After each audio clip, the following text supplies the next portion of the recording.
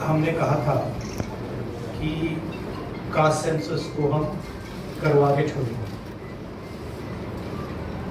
और हमने ये भी कहा था कि 50% की जो कैप है, जो आर्टिफिशियल दीवार लगा रखी है, उसको भी हम तोड़ के रखेंगे। पता नहीं क्या हुआ, सडनली 11 साल बाद नरेंद्र मोदी जी कहते थे कि सिर्फ 4 चाहते हैं, सडनली कास्ट सेंसस का अनाउंसमेंट किया। हम इसको सपोर्ट करते हैं, पूरी तरह सपोर्ट करते हैं, मगर हम टाइमलाइन चाहते हैं। हम जानना चाहते हैं ये कब तक होगा, और ये एक पहला कदम है। तेलंगाना एक मॉडल बना है कास्ट सेंसस के लिए, और वो ब्लूप्रिंट बन सकती है। और कास्ट सेंसस को डिज़ाइन करने में हमारा पूरा सरकार को ऑफर है, पूरा समर्थन है कि हम डिज़ाइन करेंगे, क्योंकि डिज़ाइन बहुत ज़रूरी है। क्योंकि 2 एग्जांपल्स हैं, एक बिहार का डिज़ाइन है, दूसरा तेलंगाना का डिज़ाइन है, उसमें ज़मीन आसमान का फर्क है। और मैं दोहराना चाहता हूँ कि कास्ट सेंसस पहला कदम है। हमारा जो विजन है, एक बिल्कुल नया डेवलपमेंट का, विकास का पैराडाइम हम कास्ट सेंसस के माध्यम से लाना चाहते हैं। सिर्फ रिजर्वेशन नहीं, मगर हम सेंट्रल सवाल पूछ रहे हैं कि चाहे ओबीसीज हो, दलित्स हो, आदिवासी हो, उनकी देश में कितनी भागीदारी है। कास्ट सेंसस से एक प्रकार से पता लगेगा, बट कास्ट सेंसस से आगे जाना है। हमारे इंस्टीट्यूशन में, संस्थाओं में इनकी कहां कहां पार्टिसिपेशन है, पावर स्ट्रक्चर जो है उधर कितनी पार्टिसिपेशन है, ये नेक्स्ट स्टेप है। और हम चाहते हैं कि इस डायरेक्शन में कास्ट सेंसस जाए। हमने एक और चीज कही थी, कांग्रेस पार्टी ने रेज की थी, मैनिफेस्टो में भी था, आर्टिकल 15(5).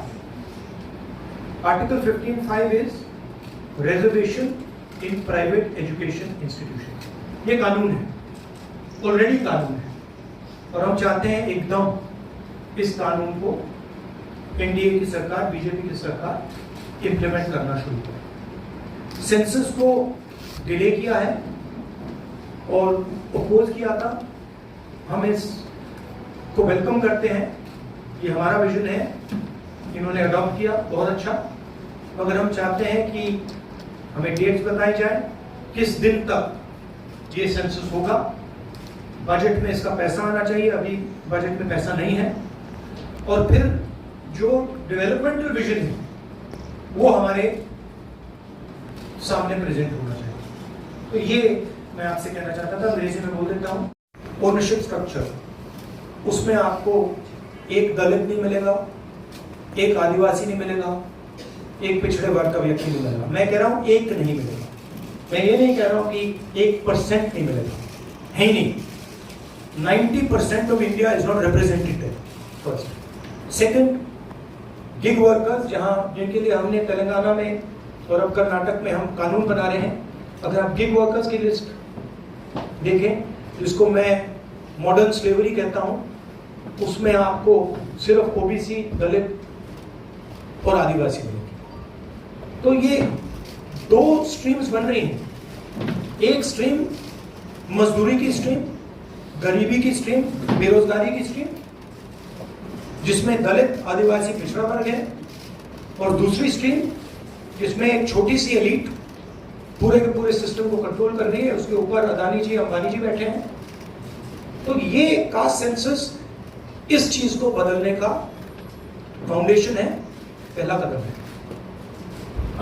प्रिंसिपल्स हैं। पहला प्रिंसिपल है कि बंद कमरे में 5-10 ब्यूरोक्रेट्स ने उसको नहीं डिजाइन किया, ठीक है? क्योंकि फ्रैंकली बोलो तो जिन कम्युनिटीज की हम मदद करने की कोशिश कर रहे हैं, उनकी होल ब्यूरोक्रेसी में है। तो हम चाहते हैं मैस सेंसस,